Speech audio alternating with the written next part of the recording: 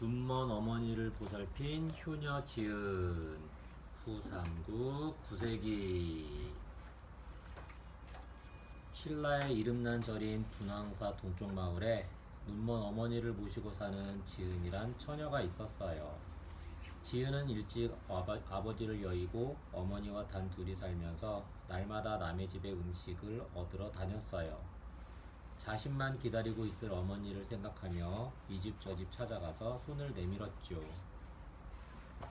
그러던 어느 해 큰 흉년이 들었어요. 가난한 마을 사람들은 한숨을 푹푹 쉬었어요. 올해 겨울을 어찌 넘겨야 하나. 보리밥은커녕 죽도 못 먹게 생겼어. 지은은 걱정이 이만저만 아니었어요. 아, 큰일이구나. 밥을 얻을 곳이 없으니. 지은은 어머니를 떠올리며 눈물을 글썽거렸어요. 아주머니, 먹을 것 좀 주세요. 지은은 오늘도 열심히 음식을 얻으러 다녔어요. 하지만 겨우 한 사람 목만 얻어왔어요. 어머니, 많이 드세요. 뭐냐, 지은아, 너도 먹고 있니? 그럼요, 저도 먹고 있어요. 지은은 밥을 떠서 어머니 입에 넣어드렸어요. 밥이 모자라 자신은 굶지만 어머니가 드시는 모습만 보아도 배가 불렀어요. 흉년이 계속되자 밥을 얻기가 더 어려워졌어요. 온종일 돌아다녀도 빈손으로 오는 날이 많았지요. 어쩌지? 이러다가는 굶어 죽겠네. 지은은 생각도 못해 마을에서 가장 잘 사는 부잣집을 찾아갔어요.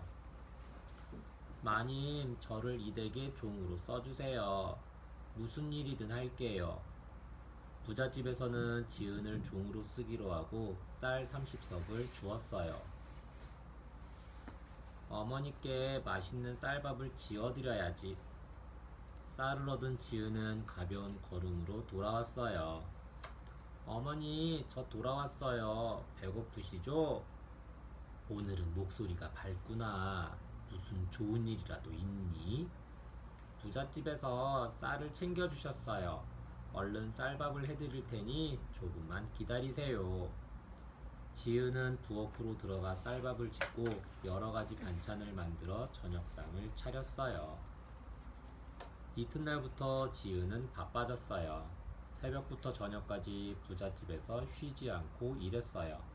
어느 날 문득 어머니가 물었어요. 지은아, 요즘은 왜 새벽 일찍 집을 나서니? 남의 집 일을 많이 맡았어요. 어머니, 너무 걱정하지 마세요. 지은은 종살이 한다는 것을 숨기고 적당히 둘러댔어요. 어느 날 저녁, 밥상을 받은 어머니가 입을 열었어요. 얘야, 요새는 밥이 넘어가지 않는구나. 전에는 밥이 거칠어도 맛이 있었는데 요즘은 쌀밥을 먹어도 맛이 없어. 지은은 가슴이 철렁 내려앉았어요. 저도 모르게 흐느껴 울었어요. 왜 우니? 무슨 일이 있었니? 어머니, 죄송해요. 제가 어머니를 속였어요. 실은 먹을 것을 얻기 힘들어 부잣집 종이 되었어요. 뭐라고? 네가 나 때문에 남의 집 종이 되었다고? 세상에, 이렇게 못된 어미가 어디 있느냐. 어머니는 손으로 방바닥을 치며 소리내어 울었어요. 어머니, 잘못했어요. 용서해 주세요. 지은과 어머니는 서로 끌어안고 한참을 울었어요. 통곡 소리를 듣고 마을 사람들이 모여들었어요. 지은의 사정을 알고는 저마다 눈물을 닦았어요. 그때 마을을 지나던 두 화랑이 발길을 멈추었어요. 왜들 우시죠? 이 집에 무슨 일이 있나요? 마을 사람들이 지은의 딱한 사정을 전해주었어요. 두 화랑은 눈시울이 뜨거워졌어요. 우리 신라에 이런 효녀가 있었다니. 가서 효종랑에게 알리도록 하세. 두 화랑은 말을 타고 효종랑에게 달려갔어요. 두 화랑은 효종랑에게 지은의 사정을 자세히 들려주었어요.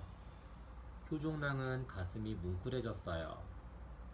어머니를 모시려고 남의 집 종이 되었다? 정말 효성이 지극하네. 집으로 돌아온 효종랑은 부모님에게 이야기했어요.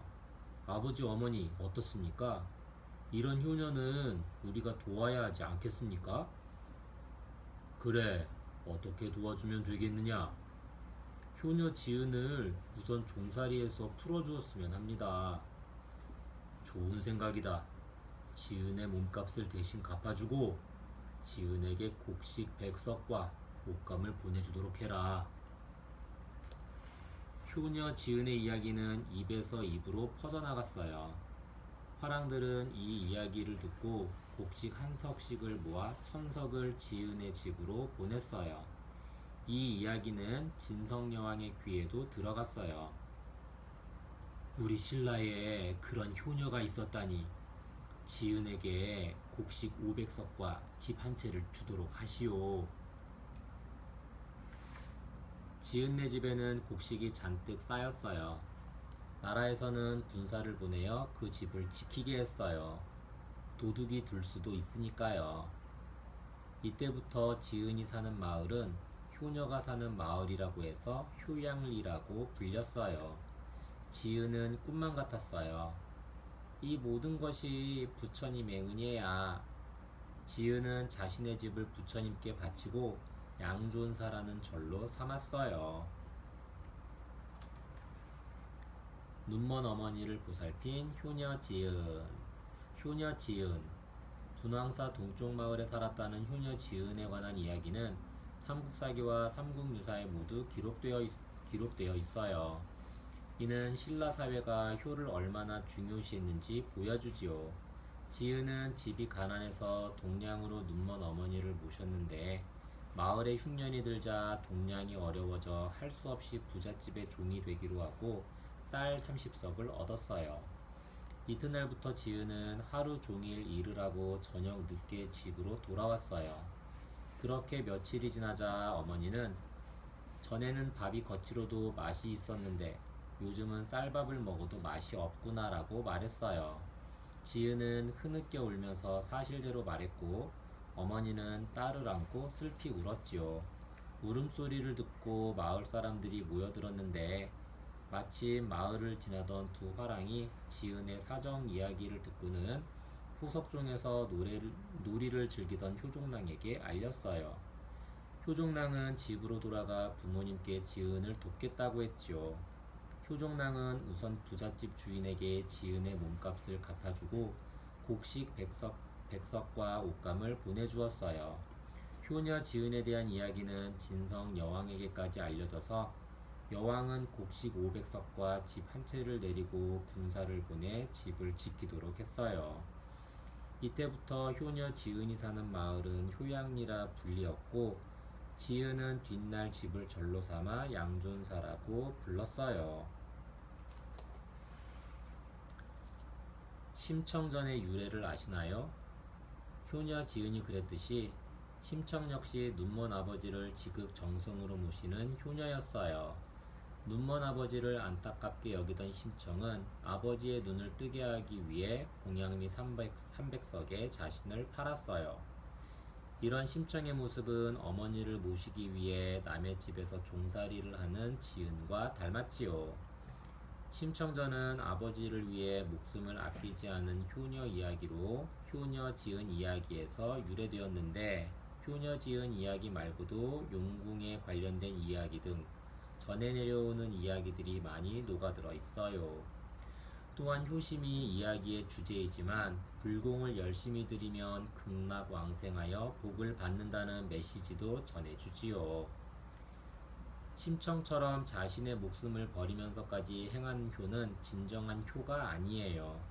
자식이 목숨을 버리면 부모의 마음은 더욱 아플 테니까요. 심청이 인당수에 몸을 던지는 것이 효냐 아니냐의 문제를 떠나서 우리는 갸륵한 효녀의 이야기에서 무한한 감동을 받아요.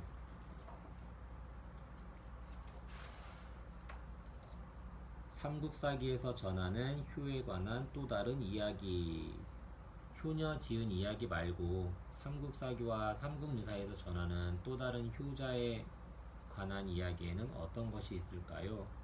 삼국사기에 향덕과 성각에 대한 이야기가 있답니다. 향덕. 향덕은 현재 충청남도 공주인 웅천주 사람으로 부모님을 정성으로 섬긴다는 소문이 자자했어요. 흉년이 들자 향덕의 부모님은 배고픔에 시달리며 몸에 종기까지 나서 목숨이 위태로운 지경에 이르렀어요. 그러자 향덕은 자신의 살을 베어 부모님께 먹이고 종기를 입으로 빨아 병을 낫게 했지요. 향덕에 대한 소문은 점차 널리 퍼져서 마침내 경덕왕의 귀에까지 들어갔어요. 왕은 조 300석과 집 한 채, 그리고 밭을 내어주고 비석을 세워 향덕의 효심을 기리도록 했답니다. 후에 향덕이 살던 마을을 효갈이라고 불렀어요. 성각. 효자 성각은 지금의 경상남도 진주인 청주 사람이에요. 현재 경상남도 고령군에 있던 법정사에 머물다가 집으로 돌아와 어머니를 모셨어요. 늙은 어머니는 거친 음식을 먹기 힘들어했는데 성각은 자신의 다리살을 베어 어머니에게 먹였어요. 어머니가 돌아가신 뒤에는 지극정성으로 불공을 들여 명복을 빌었지요. 신라의 김경신과 김주원이 성각의 일을 왕에게 알리자 왕은 조 300석을 상으로 주었어요. 효도의 어려움. 효도의 두 갈래. 주인공 지은은 분명 효녀였어요. 다른 집의 종이 되어서라도 어머니를 모시려고 했으니까요. 그러나 그것이 어머니의 걱정을 씻어줄 수는 없었어요. 어머니는 도리어 전에 먹던 거친 음식보다 지금 먹는 맛난 음식이 더 불편하다고 했으니까요. 예전에는 효도를 대개 두 갈래로 설명했어요. 하나는 부모님이 배고프지 않게 하고 맛있는 음식을 대접하는 것이에요. 또 하나는 부모님의 마음을 편안하게 해드리는 것이지요. 온 나라의 본보기. 효녀 지은에 대한 이야기는 왕에까지 알려져서 지은은 큰 부자가 될 수 있었어요. 나라에는 지은을 특별히 대우한 것은 그런 일이 다른 사람의 모범이 되기를 바랐기 때문이에요. 또 마을 이름을 효양리라고 부르도록 해서 지은의 효행이 길이길이 남도록 했지요. 나라에 충성하는 근본이 효도라고 생각했으니 왕은 나라를 위해서도 그래야 했을 것이에요. 그런데 뜻밖에도 지은은 자기 집을 절로 삼았어요. 재물에 집착하지 않음으로써 착한 마음에 깨끗한 마음까지 더한 셈이에요. 볼거리가 가득한 박물관 탐방. 국립민속박물관. 국립민속박물관은 서울특별시 종로구 세종로 경복궁 안에 있어요. 우리나라 전통 생활에 관련된 민속 자료들을 전시하고 있지요. 1945년 한국 민속학의 선구자로 불리는 민속학자 송석하 선생님께서 일제강점기 때에 모은 자료들을 국립민속박물관에 전시해 우리나라 민속에 관해 알리고자 했어요. 그 뒤 6.25 전쟁이 일어나면서 민속박물관이 폐쇄되었고 귀중한 유물들은 국립중앙박물관으로 옮겨졌어요. 1973년에 민속박물관은 새롭게 전시실을 갖추었고 1979년에 국립민속박물관으로 개편되었어요. 국립민속박물관은 생활에 관련된 민속 자료들을 다양하게 전시하여 우리 민족의 문화를 제대로 알리려고 노력하고 있어요. 국립민속박물관에는 어떤 유물들이 있을까요? 지하 1층에는 유물을 보관하는 수장고, 지상 1층에는 중앙홀과 3개의 상설 전시실 및 강당, 2층에는 민속 관련 행정실, 3층에는 민속 자료를 찾아볼 수 있는 도서 열람실이 자리 잡고 있어요. 소장 유물은 9만여 점으로 일반 백성들이 사용하던 민속 유물을 전시하고 있어요. 제1전시실 한민족 생활사. 제1전시실에는 우리 민족이 한반도에 자리 잡은 선사시대부터 삼국시대, 고려시대, 조선시대에 이르기까지 각 시대별 유물과 한민족의 주요 생활상을 복원하여 전시하고 있어요. 제2전시실 생업, 공예, 의식주. 제2전시실에는 농사, 고기잡이, 수렵과 채집 등 생업에 관련된 도구와 생산 활동 모습 등이 전시되어 있어요. 또한 각 시대별 공예품과 의복생활, 식생활, 주거생활 등과 관련된 다양한 유물이 전시되어 있어요. 제3전시실 한국인의 일생.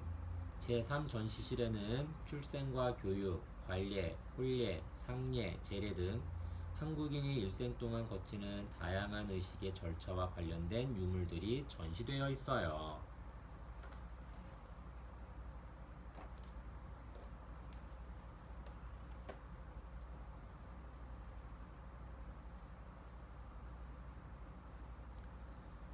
후백제를 세운 견원.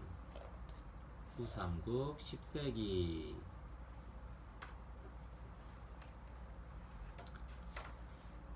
신라 가은현에 아자개라는 사람이 살았어요. 아자개 부부는 아이를 나무 그늘에 뉘어놓고 밭에서 일했지요. 그때 잠든 아이가 깨어났어요. 아이는 배가 고파 응애응애 울었어요. 그러자 어디선가 불쑥 호랑이가 나타나더니 아이에게 젖을 물렸어요. 아이는 겁도 없이 호랑이의 젖을 빨았어요. 호랑이가 마치 제 엄마라도 되는 것처럼 말이에요. 호랑이의 젖을 먹고 자란 아이가 바로 견훤이에요. 견훤은 씩씩하고 용맹스러운 젊은이로 자라나 20살 때 군인이 되었어요. 당시에 신라의 서남쪽 바다에는 해적이 들끓었어요. 견훤은 서남쪽 바다를 지키라는 명령을 받고 병사들을 이끌고 나가 해적을 모두 무찔렀어요. 견훤은 이 공로로 수백의 군사를 지휘하는 비장이 되었어요. 그즈음 신라는 진성 여왕이 다스렸어요. 하지만 여왕은 백성들을 돌보지 않았고 신하들은 제 뱃속 채우기만 바빴어요. 방방곡곡에서 도적들이 벌떼처럼 일어났지요. 견훤은 군사들과 백성들을 끌어모아 가난하고 힘없는 백성들을 구하겠다고 나섰어요. 무진주를 손에 넣고 스스로 왕위에 올랐어요. 견훤이 세운 나라가 바로 후백제예요. 얼마 뒤 왕건이 고려를 세웠어요. 견훤은 축하하는 사신을 보냈어요. 그러나 몇 년 뒤에는 고려를 향해 군사를 일으켰어요. 후백제가 강해지려면 고려와 맞서 싸워 이겨야 한다. 견훤은 군대를 이끌고 고려의 조물성으로 쳐들어갔어요. 왕건도 병사들을 거느리고 조물성으로 달려왔어요. 후백제군과 고려군은 치열하게 맞서 싸웠어요. 하지만 좀처럼 승부가 나지 않았어요. 양쪽 모두 희생자만 늘어가니 싸움을 그만두는 것이 어떻겠소? 좋소. 약속을 지키기 위해 볼모를 교환합시다. 볼모. 약속을 꼭 지키겠다는 뜻으로 상대편에 잡혀두는 사람. 왕건이 견훤의 제의를 받아들여 전쟁이 끝났어요. 견훤은 사위 진호를 고려에 보냈고 왕건은 사촌동생 왕신을 후백제에 보냈어요. 그러나 2년 만에 진호가 갑자기 병으로 죽자 견훤은 왕건을 의심했어요. 틀림없이 왕건이 일부러 죽인 것이다. 왕실을 감옥에 가두어라. 이듬해에 견훤은 신라로 쳐들어갔어요. 신라의 경혜왕은 고려의 도움을 청했어요. 하지만 왕건보다 먼저 견훤이 서라벌에 닿았어요. 경혜왕이 포석정에서 술에 취해 비틀거릴 때 견훤의 군사들이 들이닥쳤어요. 경혜왕은 견훤에게 사로잡히고 말았어요. 견훤이 경혜왕에게 칼을 던져주며 말했어요.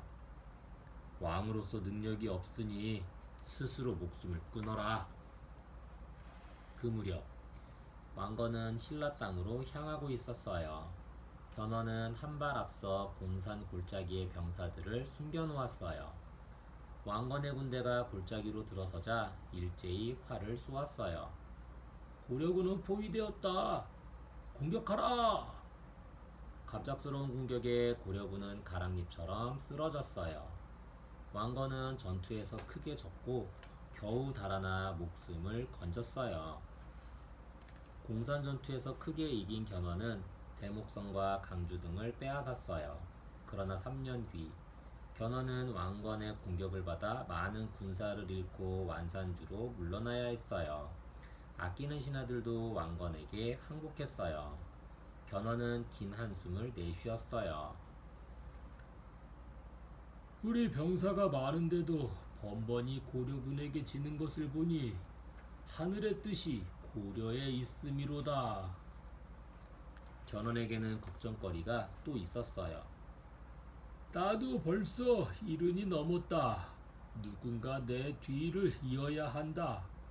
첫째 신검이 왕위를 물려받아야겠지만 용맹으로 보나 지혜로 보나 넷째인 금강보다 못해. 신검은 아버지 견훤의 속마음을 알아차렸어요. 그래서 부하인 능한을 불러 말했어요. 아무래도 금강에게 왕위를 물려주시는 모양이다. 걱정 마십시오. 제가 미리 손을 쓰겠습니다. 능화는 견훤의 둘째 양검과 셋째 용검에게 편지를 써서 보냈어요. 그러자 양검과 용검이 달려와 금강의 목을 베었어요. 이들은 신검과 함께 견훤의 방으로 몰려갔어요. 아버지, 이제 왕의 자리에서 물러나십시오. 제가 그 뒤를 잇겠습니다. 신검은 아버지 견훤을 금산사에 가두고 스스로 왕이 되었어요. 금산사, 전라북도 김제에 있는 절. 하루는 견훤이 시녀들에게 술을 담그게 했어요. 그 술을 불당을 지키는 병사들에게 먹인 뒤 몰래 금산사를 빠져나왔어요. 견훤은 왕건에게 사람을 보냈어요. 항복할 테니 나를 받아주시오. 왕건은 곧바로 배를 보내어 견훤을 데려왔어요. 잘 오셨습니다. 아버님으로 모시겠습니다. 왕건은 바닷가로 나가 견훤을 공손히 맞이했어요. 견훤이 왕건에게 말했어요.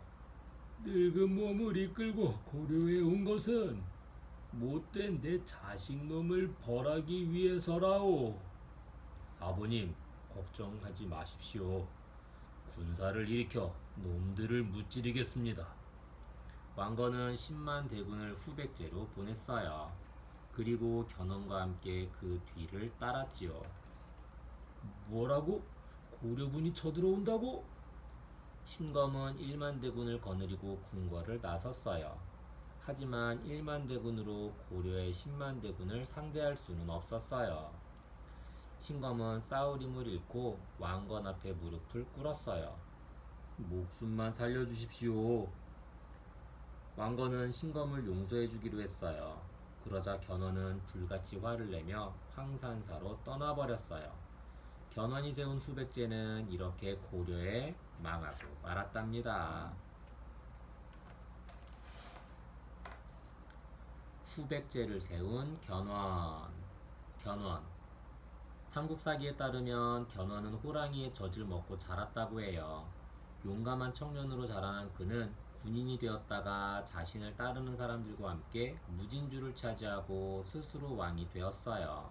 그가 세운 나라가 바로 후백제예요.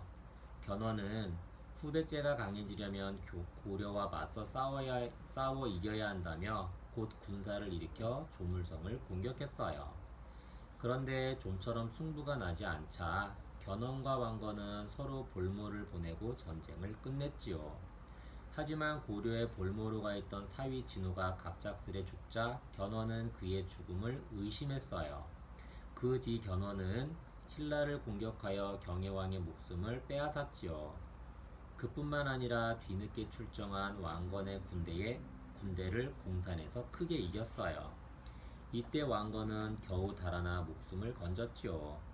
3년 뒤 다시 벌어진 전투에서 견훤은 많은 군사를 잃고 완산주로 물러나야 했어요. 얼마 후 견훤이 넷째 아들인 금강에게 왕위를 물려주려 하자 신검을 비롯한 다른 아들들이 반란을 일으켜 금강을 죽이고 견훤을 금산사에 가두었어요. 이에 분노를 느낀 견훤은 금산사를 탈출하여 왕건에게 갔고 고려군과 함께 신검의 군대를 휩쓸어 버렸지요. 이로써 견훤이 세운 후백제는 멸망하고 말았답니다. 견훤이 세운 후백제는 어떤 나라일까요? 신라의 비장까지 지낸 견훤은 진성여왕이 왕위에 오른 뒤 몹시 혼란스러워진 신라에 대항해 반란을 일으켰어요. 그리고 자신을 따르는 무리와 함께 지금의 광주광역시인 무진주로 나아가 892년에 나라를 세웠지요. 900년의 수도를 지금의 전라북도 전주시인 완산주로 옮기고 나라 이름을 후백제라고 했어요. 견훤은 점차 땅을 넓혀 마침내 전라도와 충청도 지역의 대부분을 차지했어요. 이를 바탕으로 후백제는 후고구려, 고려, 신라와 함께 후삼국 시대를 이끌었지요. 신라의 금성을 함락하여 경혜왕을 죽이고 경순왕을 즉위시킨 견훤은 공산전투에서 왕건을 크게 이김으로써 삼국 중 가장 막강한 나라로 떠오르는 듯 했어요. 하지만 930년 지금의 경상북도 안동인 고창 전투에서 패하면서 주도권을 고려에 내주었어요. 그리고 견훤의 아들들이 왕위를 차지하기 위해 싸우는 동안 후백제는 멸망의 길로 들어섰죠. 견훤은 금산사에 갇혔다가 탈출하여 고려로 갔고 고려의 군사들과 함께 후백제를 쳤어요. 이로써 936년 후백제는 역사 속으로 사라지고 말았지요. 호랑이의 젖을 먹고 자란 영웅. 갓 태어난 아이를 바깥에 버려두어도 동물이나 신령이 보호해준다는 설정은 신화에서 자주 볼 수 있어요. 견훤은 신령한 동물인 호랑이의 젖을 먹고 자란 영웅이었죠. 실제로 견훤은 새 나라를 열고 후삼국의 맹주로 이름을 떨쳤어요. 그런데 그는 왜 보통의 임금과 다를 바 없는, 아니 그보다 못한 최후를 맞이해야 했을까요? 백성들의 환영.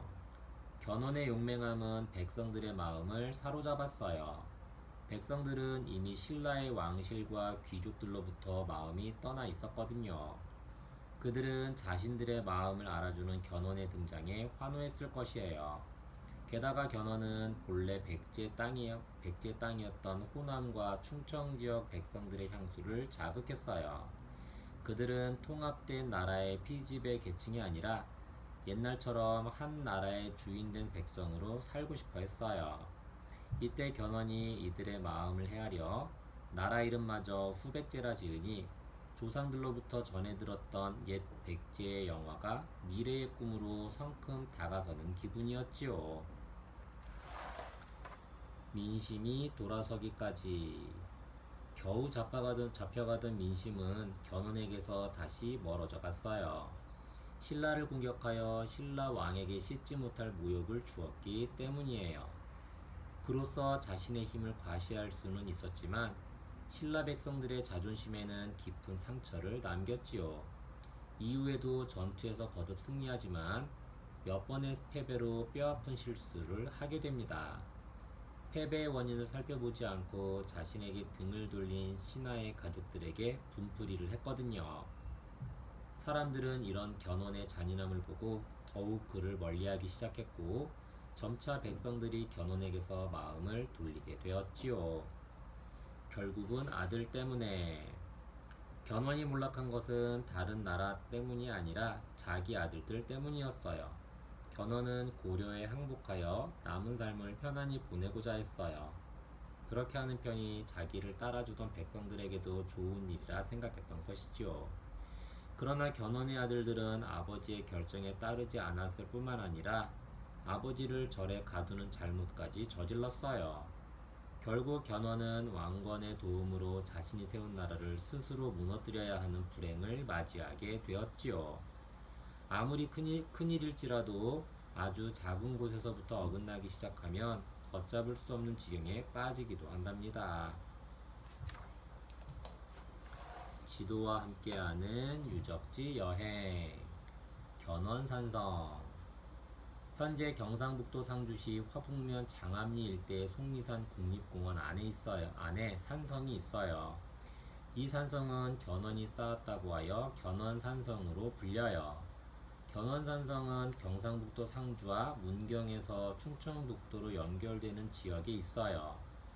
이 지역은 당시 군사적으로도 중요한 곳으로 신라의 북쪽 경계에 큰 역할을 했을 것으로 여겨져요. 동고산성. 견훤은 자신을 따르는 무리를 이끌고 무진주에 나라를 세우고 후에 완산주로 도읍을 옮겨 나라 이름을 후백제라고 했어요.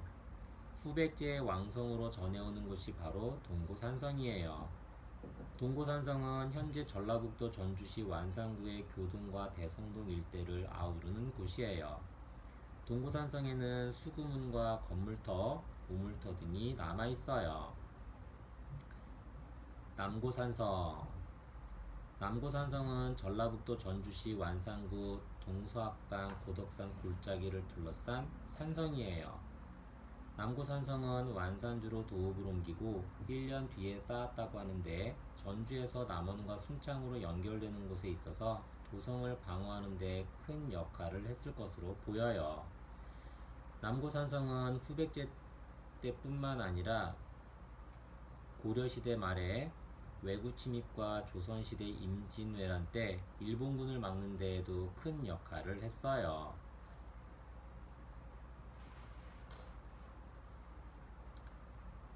887년 신라 제51대 진성여왕 왕위 오름. 894년 최치원 시무십조 울림. 900년 견훤 후백제 세움. 901년 궁예 호고구려 세움. 918년 왕건 고려 세움. 935년 신라 고구려의 항복. 신라 고려의 항복. 936년 고려 후삼국 통일.